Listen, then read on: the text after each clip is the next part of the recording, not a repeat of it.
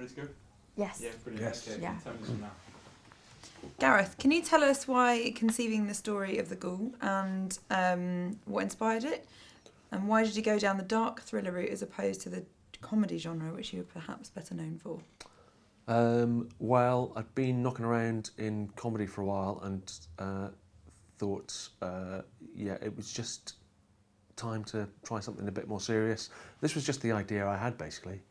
I just think when you're making a low budget film, you try and come up with all sorts of ideas as to what to do on a low budget, and I was trying to come up with something where it was all in one location and only had like 2 or 3 characters, and I'm still looking for that idea. And so in the end I just went, why not just make this thing that's kind of been knocking around in your head for a few years and just try and adapt it to the budget rather than the other way around, I guess. So yeah, and I think like we've got a cast who are basically a bunch of clowns. I mean, I mean that in a very positive sense.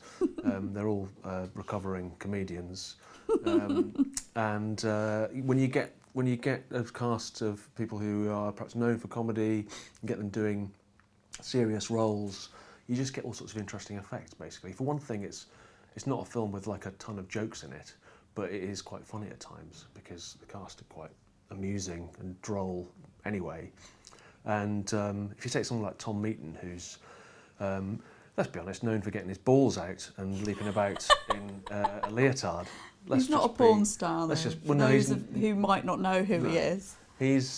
Tom's known for his wild physical comedy, and if you take that and you kind of bottle it and get him to do something very constrained, you get something quite implosive and intense. And I'm as amazed as anybody that Tom is so brilliant in this film. Yeah, he is. There he is. There's all 6 of them there. Yeah, he's a movie star, isn't he, now? He is. He's official.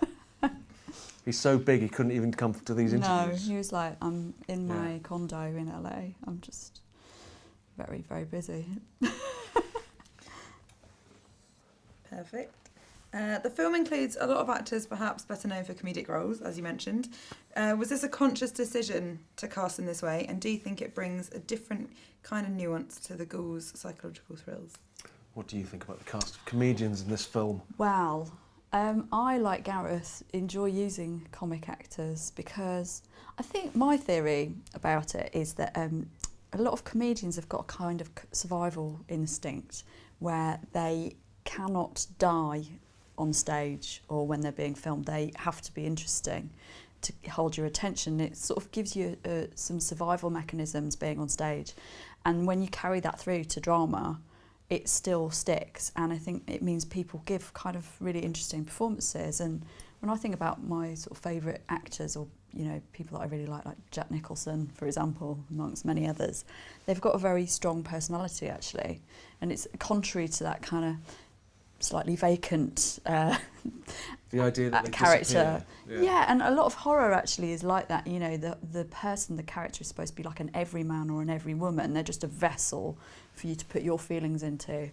And I think when you've got a comedian, they are projecting a lot actually. They're a strong, powerful personality, and and as you said, you get some really interesting effects from that. And being able to switch between comedy and seriousness, that is life. That's actually more like what real life is like anyway. I think comedians, because they've done live stuff, if you've survived for 20 minutes in front of a room of baying drunks at the Purple Turtle on the Essex Road, then you're sort of a bit less frightened when someone goes, okay, and action. It doesn't faze you. So it kind of gets a lot of comic actors or comedians, people who've done live comedy, have a kind of fearlessness, which is kind of what you're saying. Is they have a kind of strong presence, whatever they're doing, and so you just get a lot of interesting textures out of that. Something that is great about the work of Ben Wheatley's films is that black comedy that often comes through dark subject matter. What influence has Ben been on your work as a writer and director? Well, Ben Wheatley was had a huge kind of galvanising effect on me anyway. I don't know about Alice, but I think on a sort of group of people.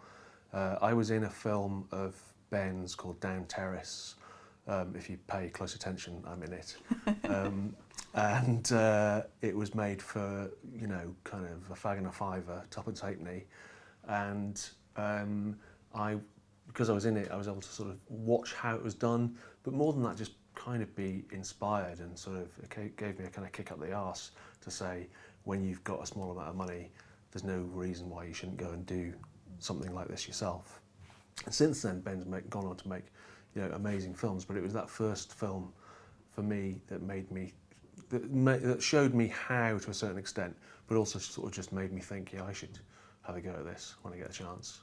I think it's also that sense of just doing what you want, because you can become very inured and sort of almost domesticated by TV, because you are enslaved to commissioners and trends, and whether your idea is hot or not, and whether you're going to put the right star in it, and whether it's going to pass the censors or whatever. And I've certainly experienced that. You can go through years of your work not getting made, and then when Ben just went and made a film just off his own bat, and not really listening to anyone else, not having to listen to a commissioner or or anybody. First. Not even necessarily. I think it was the same with our film. We didn't really tell anybody we were doing it. We just, except for the people involved, obviously they knew they were being filmed, but we didn't sort of announce it to the industry at first. You just go and do it, and then when you're done, you try and get it out there.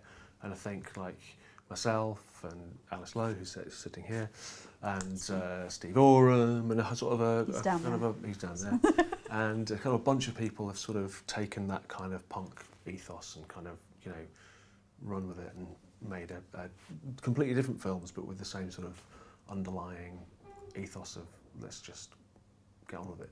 There's something quite interesting happening in British cinema, I think. It's the opposite to America, where they're all like, oh, there's no money in film, film is dead. And I think here people are going, okay, there's no money, but it doesn't matter, you can still, make great stuff. And the collaterals in your head, it doesn't matter if you haven't got the budget, you can still make some brilliant stuff. And then hopefully get some more budget to make something else. Yeah, please send money. Please go and see the film. Yes. Oh yeah, go and see the Bombs film. on seats, all that. Yes. And how helpful has his input and efforts been to getting the Ghoul into production and now into cinemas? Well, it didn't help get it into production because he didn't know it was being made. But Ben Wheatley was.